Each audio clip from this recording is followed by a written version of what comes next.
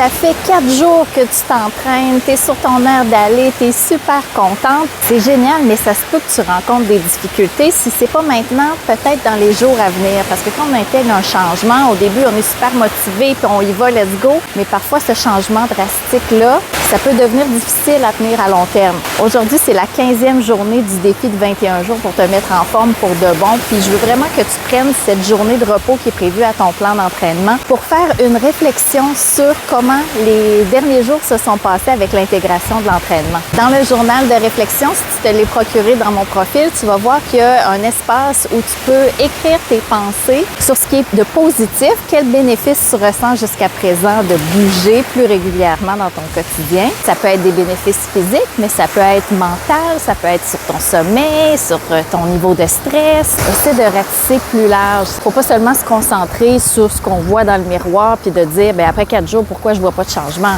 C'est au fil du temps puis avec la discipline que tu vas voir des changements plus notables, mais je suis sûre que déjà au niveau de la fierté puis de ton énergie, tu peux ressentir des bénéfices. Tu peux aussi noter quels sont tes défis de manière plus explicite, comment tu penses que tu pourrais les surmonter. C'est le temps maintenant, avant que ça dérape trop, les difficultés que tu remarques, mets déjà en place des ajustements avec des micro-changements, tu vas être capable de perfectionner ta routine. Pourquoi je t'encourage à faire cette réflexion à ce stade-ci, puis surtout à la noter par écrit, c'est que quand tu vas avoir des moments où ça va aller peut-être moins à ton goût, où tu vas trouver que peut-être tu stagnes, bien, tu vas pouvoir te raccrocher à ça, le fait que tu en vois des bénéfices. Parfois, sont minimes, mais au fil du temps, ça s'accumule. Puis aussi, le fait d'avoir noté les petites embûches que tu rencontres, puis des façons de les surmonter, ça va être une bonne chose. Peut-être plus tard de te rafraîchir la mémoire avec ça, puis de te dire que, ah oui, c'est vrai, ça m'aide quand je fais telle chose.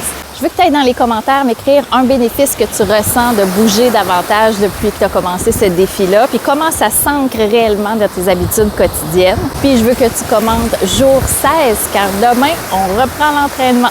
Ciao!